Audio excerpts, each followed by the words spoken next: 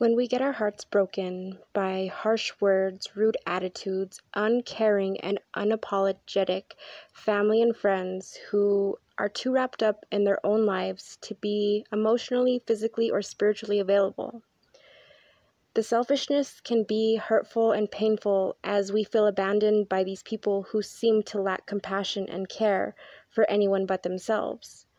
Sometimes we have people in our lives who, whenever we do interact with them, they always leave us with hurt feelings by their words and attitude. They are quick to anger and get defensive and maybe even start accusing us of wrongdoings or automatically say that we're failing or disappointing them in some sort of way. Maybe they complain a lot and are bitter, but their negativity always leaves us feeling sad and confused on why they are like this. Sometimes they make excuses about their behavior, or sometimes they might even blame other people. This can be difficult because it makes us feel like we did something wrong, but the truth is that they're choosing to be unhappy, and they choose negativity in the way that they react and the words they use. It might feel discouraging because we can't understand why they're always saying and doing uncaring, problematic, spiteful things to constantly put us down in some way or another. We sometimes take the blame, like something has to be wrong with us, but truth is, there's nothing wrong with us. These people like the darkness, they like the negativity and the problems. They like being angry, it's a choice.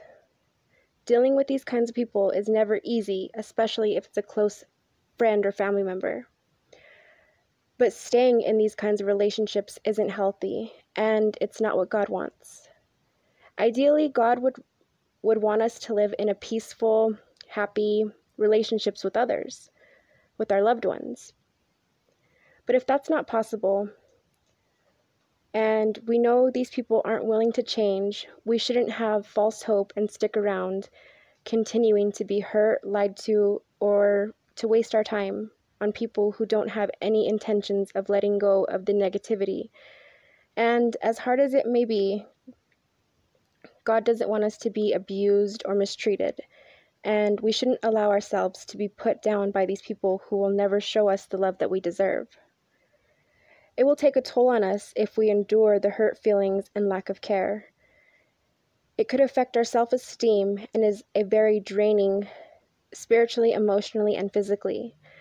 God doesn't want that. He wants us to be valued and cherished by people willingly who want to do the things for us.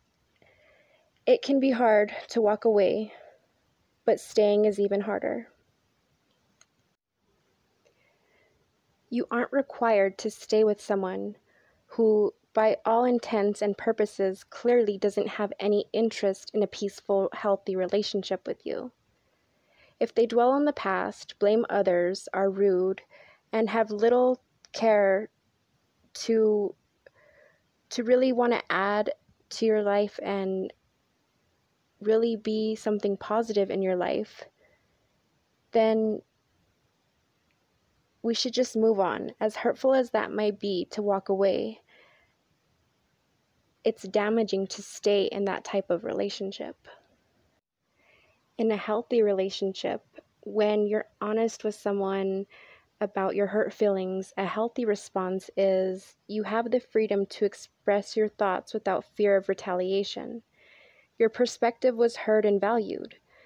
The response indicated an acceptance of reality without any indication that you shouldn't have thought what you did.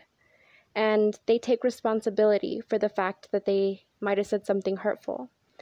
And the result will be to move forward and to change the behavior going forward. It's not that God won't save them, but they don't want to be saved. Change requires them to surrender, and if they can't leave the negativity, then no one can help them. And God wants us to live in peace. So it's important that we don't fear being honest with these people and standing up for ourselves. In Galatians chapter 4, verse 16, it says, "Here I now become your enemy by telling you the truth." And unfortunately, this does happen. Forgiveness means that you don't remind them constantly of their past mistakes or keep score about who has done what. Forgiveness means you let it go because it's a new day. Understanding means that you don't only view things from a selfish standpoint. Compassion means caring for the person and literally means to suffer together and to have concern for the sufferings or misfortunes of others, but also to take action to relieve that person's suffering. If you don't get that out of a relationship with a family member or a friend or anyone close to you, you don't have to stay and be a punching bag. Walk away. God is with you and doesn't want you to suffer from anyone's negativity.